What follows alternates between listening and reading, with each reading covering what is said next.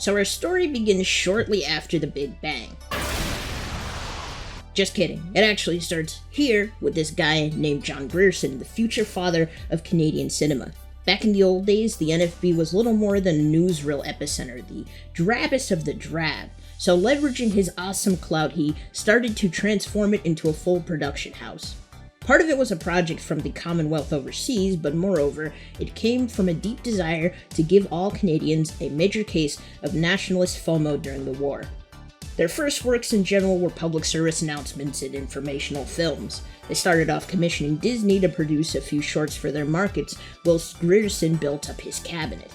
The second in command was experimental Scottish filmmaker Norman McLaren.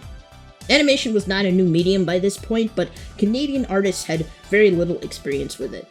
Much of the initial rat pack of NFB animators were European expats with different styles other than the typical heavy-handed propaganda mode.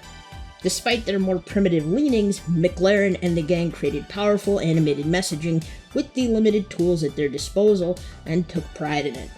Heavily informational yet humorous works excited the base. By 1943, the animation crew had their own established production unit, nicknamed Studio A. There was a lot done in this era, but you might not know it looking at the surface of the content.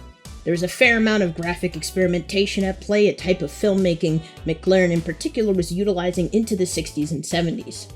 During the war, such efforts were considered doing a lot with a little.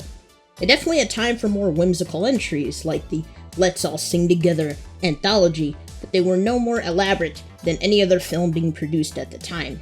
Some get to play a bit with the semiotics of cutouts, others were more, you could say, straight to the point, while others were more the lively, colorful pieces we're used to seeing from this outfit.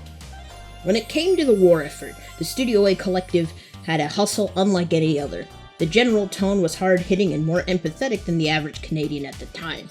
These were a reminder to not only take the effort seriously, but perhaps to take more pride in their own country as well. Any potential jingoism on the card didn't distract from keeping the populace under control. Don't worry, they had their lighter moments as well. Films like The Picture Dollar Dance were some of the most popular films from the war era. So starting out, the initial NFB Whack Pack had a long road ahead of them. In the midst of World War II, they managed to give its fledgling initiative notoriety and funding through its combination of folk song renderings and didactic war messages. They had a promising start, and its group of young, bright-eyed experimental animators were the ones to help elevate the new unit to heights. But there's always more than meets the eye.